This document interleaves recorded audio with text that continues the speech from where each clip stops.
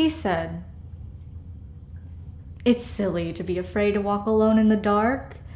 How could a monster be real if he doesn't leave a mark? Oh, those? They're so light. I'm sure you'll be fine." Yeah, maybe so. But the pain is still mine. I shouldn't have to show you screaming red scars for you to believe me. His grip was on my heart that's still trying to beat out of my chest. My hands were still shaking as I take the time to process, but you say it again. You're fine.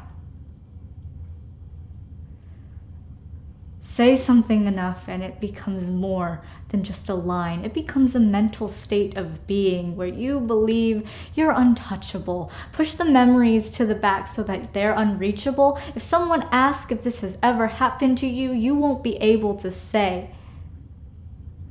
"Me too." It's only happened maybe 3 times, so I guess I'm supposed to be lucky. He was a friend of mine. He was only messing around. There's no need to get judgy. He only touched my hand, my hair, my ass. It wasn't that bad. He only got that far, so I guess I should be glad. I shouldn't have taken his hand. I should have chose a different place to stand. Did I do anything to lead him on? Was the alcohol just too strong? Stop! Making up excuses. Keep this up and we'll never know what abuse is. No matter how many times, once was one too many. No matter who it was, he had no right to your body. No matter how severe our sense of fear, discomfort, etc. is valid. It was not our fault. It was not our choices. It was theirs. We live in a society that wants to shift the blame, tell you you're too plain for this to have happened to you. You're too hot, so of course this happened to you. Either way, it's happening, and you want me to believe it's normal. What can be normal about stripping someone of their pride?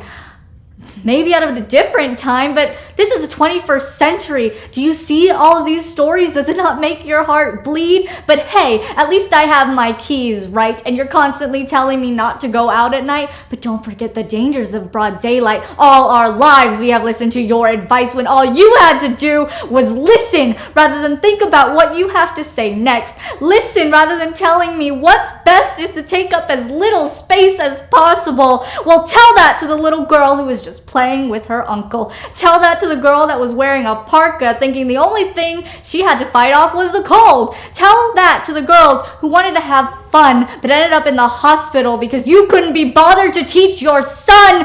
Don't tell me I should have waited inside. Don't tell me I should know better because of my size. Tell him he should have minded his own business. Tell him he has no right to my kisses. Tell him that when I ask for distance, I mean it. I'm not playing hard to get. No does not mean yes. I'm not blowing this out of proportion. You're minimizing what's important. Tell him. Tell them. We're people too.